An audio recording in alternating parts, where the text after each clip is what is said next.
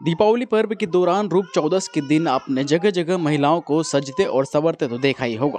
लेकिन ऐसी एक जगह है जहां दिवाली के बाद पड़वा के दिन सारे पशु श्रृंगार करते हैं और पूरे गांव के भ्रमण पर निकलते हैं। इस दिन पशु कोई काम नहीं करते, लोग उनकी पूजा करते हैं, नए नए पकवान खिलाते हैं।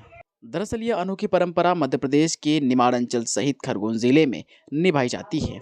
इसके पीछे की वजह भगवान श्री कृष्ण से जुड़ी हुई है कि कृष्ण को पशुओं से काफी लगाव था और पुराने जमाने में पशुओं को पशुधन माना जाता था। बता दें कि इस दिन प्रत्येक व्यक्ति जिसके घर में गाय, बैल, बकरी या फिर अन्य कोई पशु है, उन्हें खास तरह के आभूषण पहनाकर श्रृंगार करते हैं। बाजारों में, दुकानों पर यह आभूषण अलग अलग डिजाइन में उपलब्ध रहते हैं।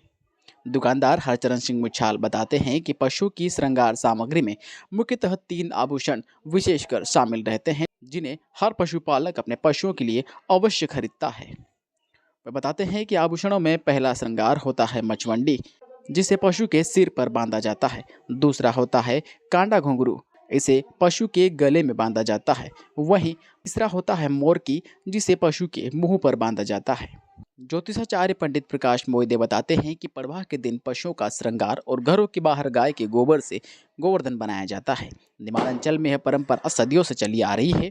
यह परंपरा भगवान श्री कृष्ण से जुड़ी होकर बाल्यावस्था में श्री कृष्ण ने 7 दिनों तक गोवर्धन पर्वत को अपनी तर्जनी उंगली पर उठाए रखा था और इसके नीचे पूरा गांव बारिश से बचने के लिए सहारा लिए हुए था।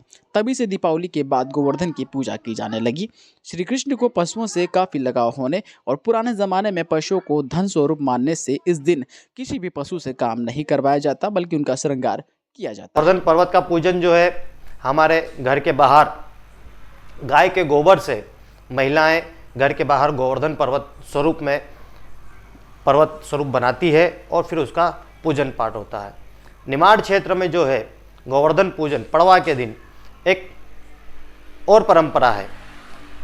जिस तरीके से गाय का भोजन के लिए गोवर्धन पर्वत उनका माध्यम था, उनका स्थान था, उसी तरीके से निमाड़वासी और ग्रामीण क्षेत्र किसान व्यक्ति अपने घरों के अंदर, जिसे प्राचीन समय में पशुधन बोला जाता था, यानी पहले जिसके पास पशु होते थे, जानवर होते थे, गाय, बैल, भैंस, बकरी, वो अमीर आदमी माना जाता था। पशुधन जिसके पास होता था, तो उनके मालिक उन पशुओं, जानवरों को अच्छे से नदी, तालाब, कुएं किनारे ले जाते हैं। वहाँ उन्हें अच्छे से स्नान कराते हैं, उन्हें अच्छे से तैयार करते हैं।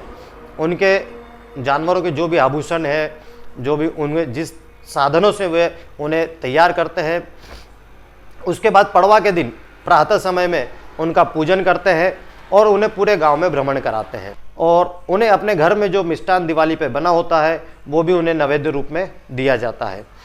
उनका भी विधिवत पूजन पाठ करते हैं। यह परंपरा हमारे निमाड़ और अंचल क्षेत्र में चलती है।